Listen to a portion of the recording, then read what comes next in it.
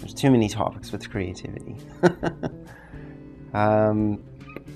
We were talking about writing a piece of music, though, so maybe I'll talk about that, because it's different, but I think it can be broken down into a set of procedures that are quite relatable to other activities. One of the things that the composer has to face is the idea that, in a way, you actually do not create music, because music is a sound. What you are doing is creating a set of instructions for people to make musical sounds, and that hopefully they will all work together. That's your job, to line up the activities that the people will do to produce sounds and organize them in a way that will hopefully all work. It is in some ways an incredible amount of control that you get over the sound of a piece, but it is also not entirely predictable,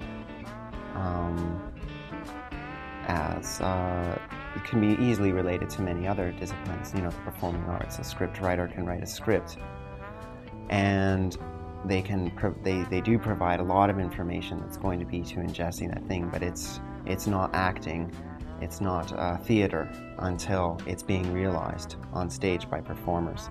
So ultimately, you're just part of that process of getting that performance to happen. There's been many ways that I've had to approach a piece of music, whether it comes from a sonic source or a sound source, or whether it's a non-musical source.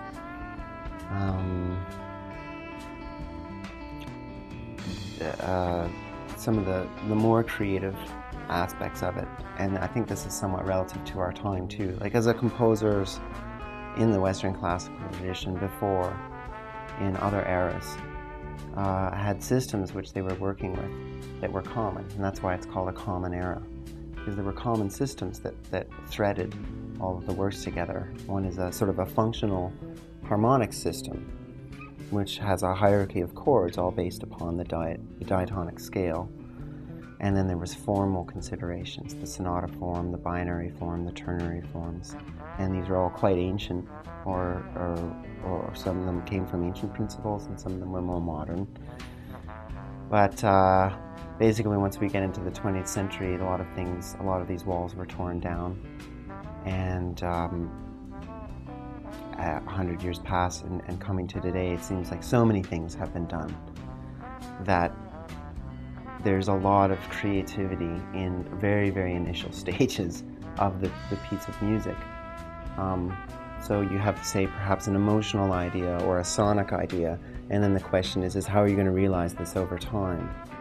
And for me, and I know that this is very, very different between different composers, I really enjoy that early process.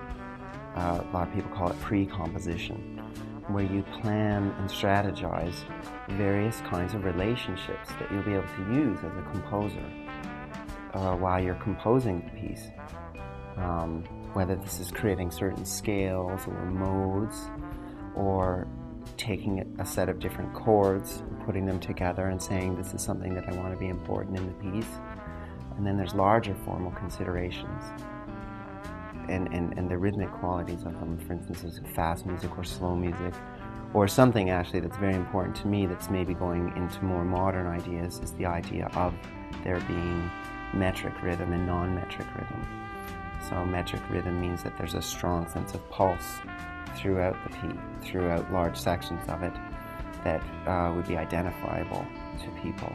Or whether you free the rhythm, that there's actually no metric constraints going on and the rhythms are more amorphic. And then you start to look at sort of sound masses or timbral shifts happening over time, which of course can happen with rhythmic music as well. But you can use these different ideas, these juxtapositions, to shape the piece and to create drama. And so I like to spend some time thinking about these issues ahead of time and how they're going to shape the piece. And for me now, that's often about trying to tell some kind of a story or an emotional reflection on a non-musical subject, which could be many different things.